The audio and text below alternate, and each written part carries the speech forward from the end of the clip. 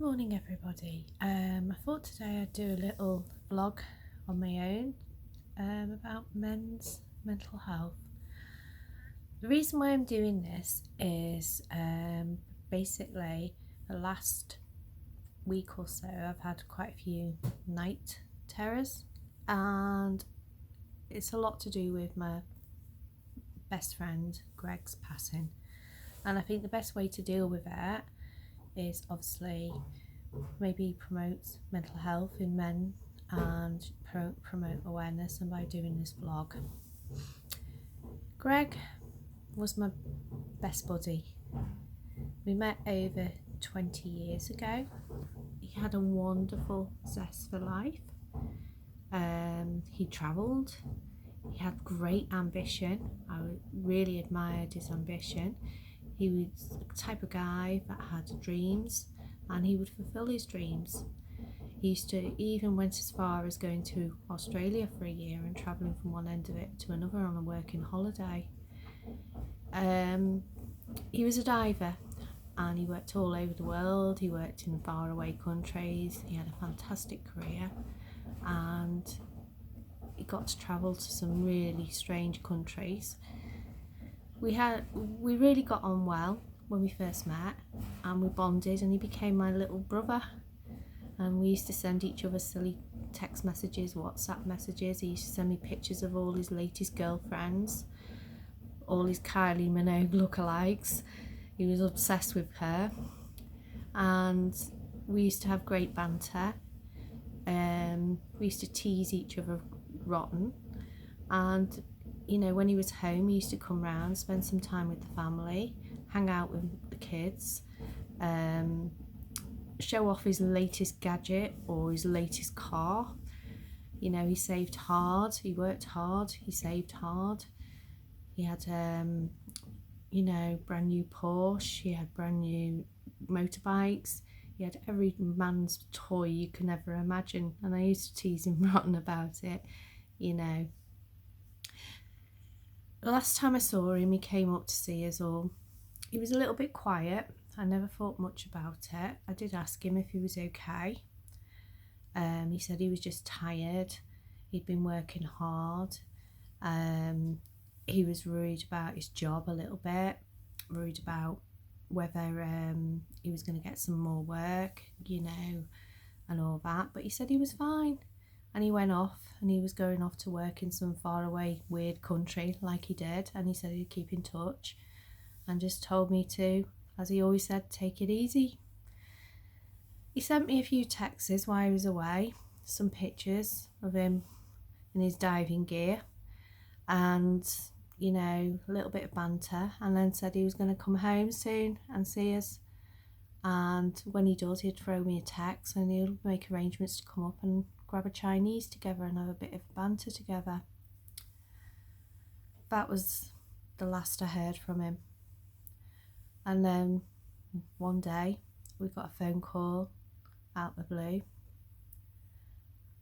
and we were informed that he'd taken his own life. I was absolutely devastated. I blame myself. My first instinct was to blame myself, because I thought, why had I not picked that up? Me being who I am, I punished myself by pushing people away, and I was devastated, and I just couldn't talk about it.